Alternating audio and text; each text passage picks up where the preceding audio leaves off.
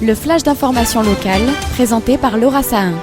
Bonjour à tous et bienvenue dans votre flash d'information sur Radio JM. Nous sommes le mercredi 15 mai et voici les titres de votre édition.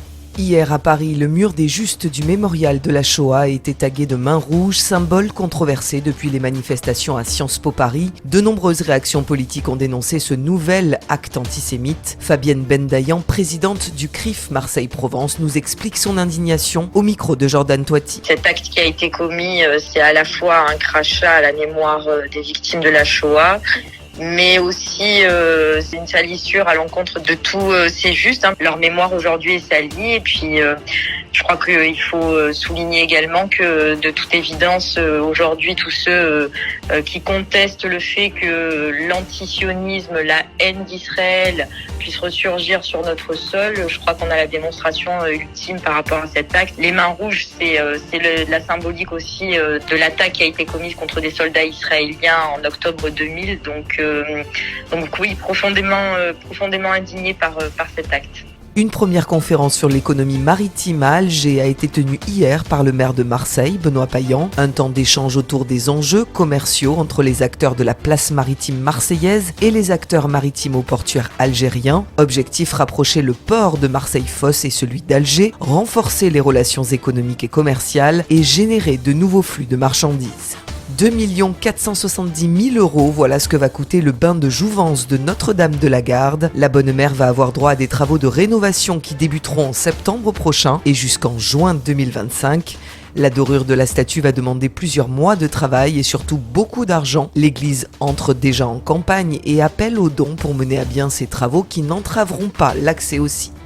Les Jeux Olympiques approchent et parmi les potentielles menaces, celle du moustique tigre n'est pas à prendre à la légère. Alors la ville a fait appel à un prestataire Biogents pour équiper le site olympique de pièges à moustiques. Hugo Plan, son directeur, nous en dit plus au micro de Magali Barthès. Nous avons positionné 15 pièges pour une zone à protéger d'environ 1 hectare. Le principe du piège est d'imiter les deux principaux éléments qui attirent les moustiques, notamment le moustique tigre chez l'homme, à savoir notre odeur et notre respiration. On vient placer à l'intérieur du piège l'imitation d'odeur humaine mise au point par nos chercheurs et on branche également sur le piège le dioxyde de carbone, le CO2, pour imiter la respiration. Les moustiques vont s'approcher, pensant repérer une proie humaine et vont être aspirés puis déshydratés à l'intérieur du piège. On n'utilise ici aucun insecticide et on obtient avec cette solution, issue de 20 ans de recherche par nos équipes Biogentes, jusqu'à 93% de réduction des piqûres et ceci dans la durée. Nous avons également installé un deuxième type de piège sur la marina qui vient compléter le premier. C'est un piège anti-ponte. Ici on imite les conditions idéales d'une zone de ponte du moustique tigre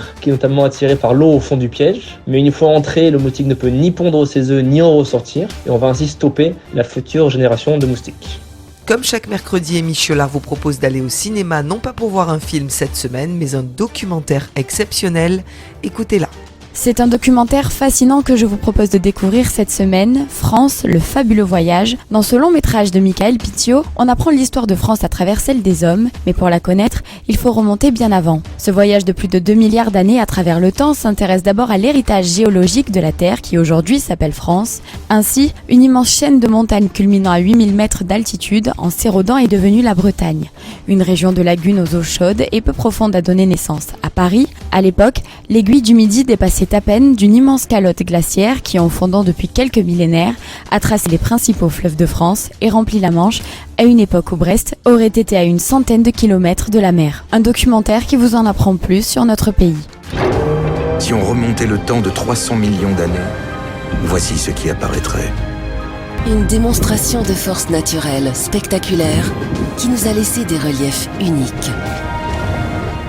Ce soir, l'Olympique de Marseille se déplace à Reims en match en retard de la 32e journée. Un OM inoffensif, hors de ses bases, qui comptabilise que 2 victoires à l'extérieur cette saison en championnat. Le coach olympien Jean-Louis Gasset veut changer les habitudes de ses joueurs pour les remobiliser à 2 matchs de la fin du championnat. On va changer un peu les habitudes. On a pris la décision de partir cet après-midi pour arriver à l'hôtel ce soir, être tranquille et demain matin avoir une discussion individuelle avec tous les joueurs pour qu'on sache physiquement, mentalement, les gens concernés pour l'importance de ce match. Et on a encore notre destin entre nos mains et nos pieds. Donc la prise de conscience, elle est jamais trop tard. Demain, il faut qu'à 23h, on soit virtuellement européen.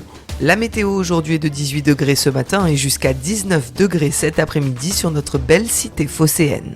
Je vous donne rendez-vous à 13h avec l'invité de la rédaction. Aujourd'hui, je reçois Richard Gage, acteur et metteur en scène, qui viendra nous présenter sa pièce Pagnol à la lettre, jouée demain soir au Centre Edmond Flegg. À tout à l'heure sur le 90.5.